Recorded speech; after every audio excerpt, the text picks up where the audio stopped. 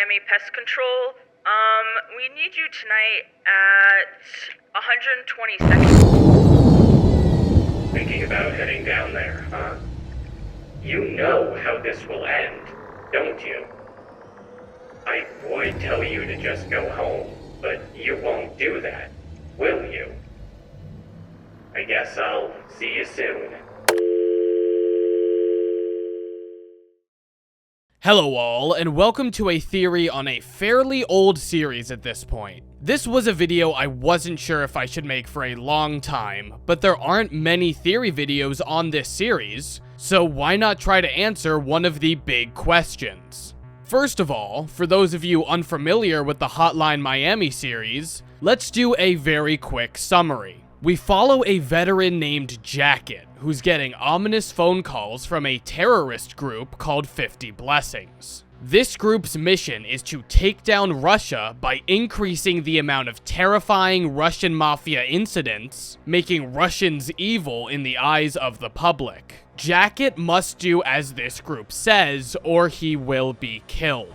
Once Jacket begins to learn too much, this group tries to kill him, but he survives. He tries to go after this group, but mistakes these phone calls as coming from the Russian mafia, and takes down their entire operation almost single-handedly before retiring from violence altogether. His legacy lived on and inspired a movie called Midnight Animal, starring a man named Martin Brown. This movie got almost every aspect of Jacket's life wrong. Another group of people who were also veterans with Jacket decided to take up his legacy in a different way. They attempted to copy him by also wearing animal masks and killing people in hopes to eventually be contacted by 50 Blessings. While this is happening, the heir to the Russian mafia and a few of his henchmen are attempting to take their former territory back from the Colombian cartel, who swooped in after Jacket's raids. Meanwhile, a man named Evan is writing a book, taking inspiration from these events, but in a much more accurate way. He risks his life to talk to members involved in these incidents to get a full story of the events that transpired. During all of this, there is a very strange occurrence. A rubber rooster mask always makes itself known to these characters. This mask's name is Richard. Richard's initial appearance in Hotline Miami is one of 3 internal voices that the main character, Jacket, dreams about. Richard attempts to have Jacket recall the recent events in his life in order to wake him from his coma. He is finally successful once Jacket remembers that he had been shot by a man named Richter. His next appearances are in Hotline Miami 2, where he communicates with most of the playable characters. He appears in their subconscious to play up the characters' fears and blur the line between dream and reality. Let's talk about Richard's bizarre and supernatural appearances. In Martin's dream, a normal interview is being conducted until Martin gets a little angrier. Once he actually realizes this is a dream, everything changes. In our normal world, there are 2 things that can happen if you realize you're dreaming. The first is waking up. It's difficult for the mind to stay in the place of lucidity and usually requires training and focus to prevent it. The second option is lucid dreaming. As we just mentioned, this usually requires the training and focus to execute this state. If you are adept at lucid dreaming, as one would most likely need to be to have this extreme of a lucid dream, you would be able to control the actions and events of said dream. In Martin's situation, things are very different. The interviewer's eyes go cross and blood drips from their nose before going back to normal. Martin attempts to control the situation by yelling the word pause, but contrary to a normal lucid dream, this does not work. Instead, it causes Jacket, who is sitting in the background, to stand up and put on the Richard mask. In a large flash of white, we see everyone else disappear except for the interviewer, whose head is now presented on the table. Richard isn't just able to transform the environment around Martin, but also Martin himself is changed as well. He is wearing the pig mask and his hands are bloody. This isn't the only time Richard changes the environment of dreams in drastic ways. After the henchman steals a bag of money from the Colombian cartel, he dreams about escaping from his old life and living one of luxury. We see him drive down an open road in a much fancier car than he was driving earlier on a very sunny day with a bag of money behind him. But then things get weird. Even though the radio just said that the weather was beautiful, we receive an emergency weather report to caution residents of a tropical storm. Just like with Martin, we get a flash of white before everything changes. Henchman is still driving the car, but Richard appears behind him with the money disappearing. The biggest change is the road. While Henchman drives, we see many skeletons and abandoned, destroyed cars that were not previously there. Unlike with Martin's dream, in this one, the environment around the henchman is a premonition of the future. He sadly won't be around to see it, but on December 28th, 1991, nukes will be dropped and Miami, Hawaii, and most likely a few other places will be wiped out. Richard is now starting to get a little more interesting, but this isn't the only premonition that Richard gives someone. When Mark gives his fellow fans the new masks they ordered, we see that these are no ordinary masks, but they are rooster masks. Right on cue, as they put them on, Richard seems to take over once again. This time, however, there is no flash of white. The environment around them stays the same, but the fans themselves change completely. The words that Richard speaks through them are the exact same as their final words over their walkie-talkies during the raid on the Russian mafia. The spell is finally broken when we hear a phone ring, and it ends in a white flash with the masks disappearing, hinting that they never existed in the first place.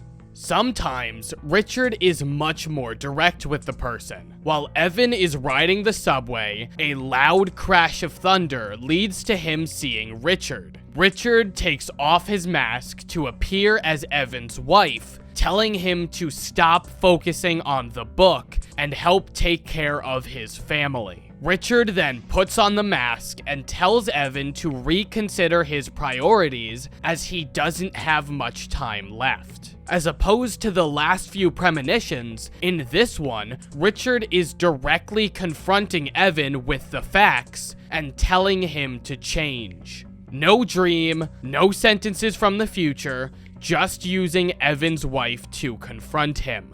While Richard does have some extremely bizarre abilities, he doesn't seem to use them for evil.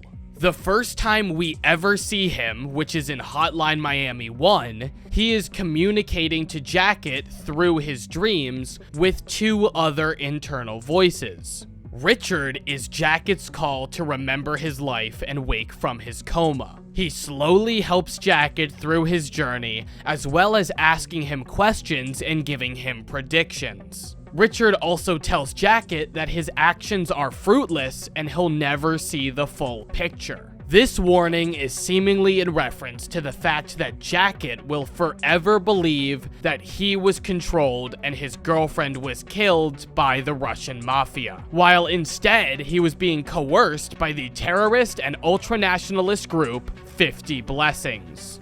During Martin's dream, Richard warned him of the big twist at the end and urges Martin to get out of the movie before it's too late. While the big twist is hinting to the player about the nuclear bombs, the twist to Martin is in reference to his own demise. While filming the final scene of the movie Midnight Animal, the script for the final scene is changed with Martin still having the old script. While filming, Martin gets shot and falls to the floor. At this moment, in utter horror, the cast and crew learn that the gun used to shoot Martin contained live rounds, killing him on set. The warning that Richard gives Martin to get out of the movie was in reference to this event. He was warned of his fate on the final day of filming.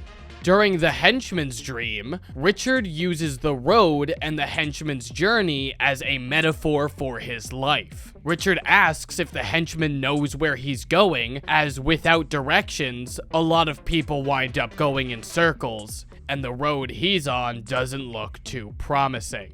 Richard tells the henchman that this path he's on leads to a dead end. He also confronts the henchman about not having his girlfriend in the car. The very next day, the henchman returns to a gang-controlled bar, getting high on the Russian mafia's new drug, and is killed during a raid by the fans. Richard warned the henchman that if he focused on just the money and the drugs, he would die. Mark and Evan's encounter with Richard are much more straightforward. Richard warned Mark of the events that would transpire if they were to attack the Russian mafia's headquarters. He even got Mark to question if this was truly a good idea, but the fans still went in anyway with Mark following, not heeding Richard's warning. Evan, on the other hand, is a different story. After Richard warns Evan about the little time he has left and that he should focus more on his family than his book, you, as the player, have a choice. You can choose to focus on the book and ignore Richard's warning, or you can throw the book aside and be with your family for the month and a half you have left to live. While Richard may sometimes use tough love in specific situations, he always uses the premonitions to warn people and attempt to direct them onto a better path, one of life and forgiveness.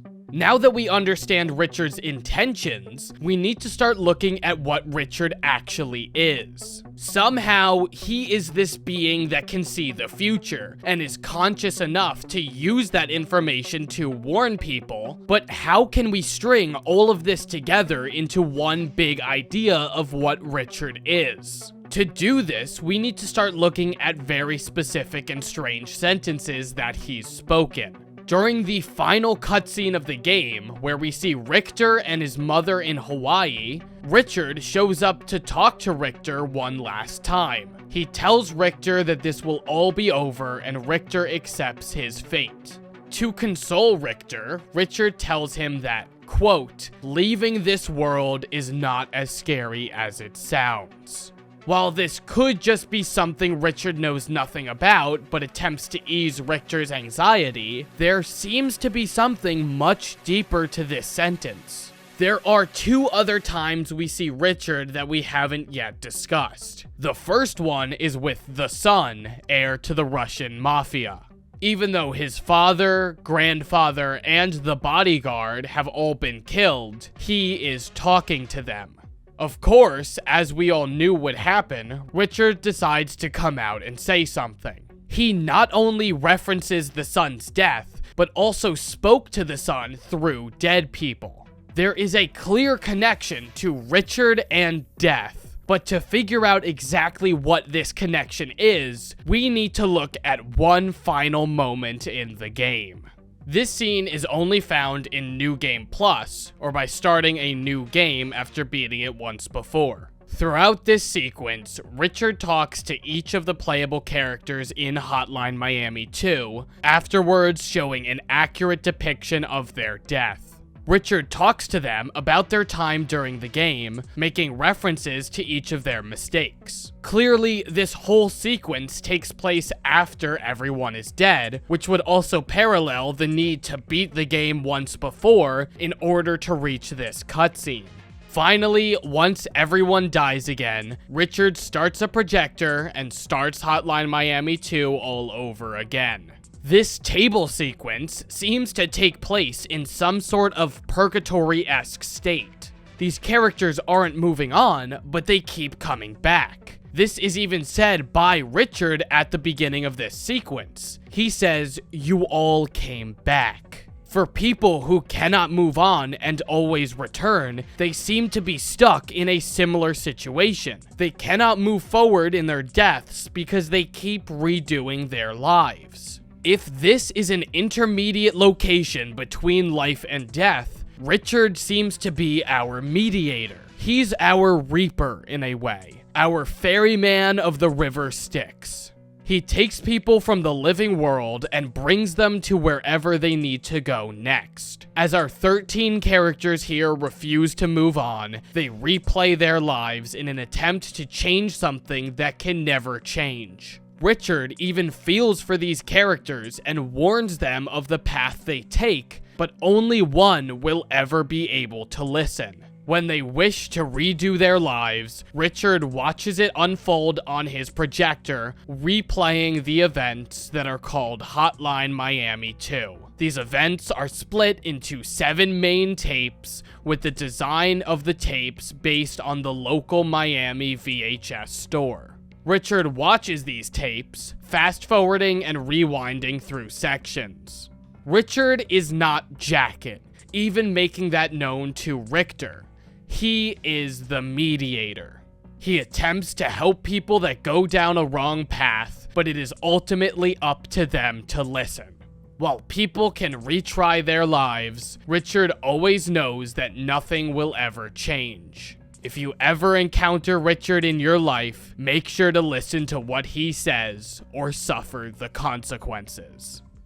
Thank you all so much for watching. Let me know what you think of this video in the comments below. Let me know if you have any other information to either prove or disprove this theory. If you enjoyed this video, make sure to leave a like, and if you enjoy my content, make sure to subscribe. Check out my other socials down in the description below if you want to talk to me or my team directly. Again, thank you so much for watching, and I'll catch you in the next one.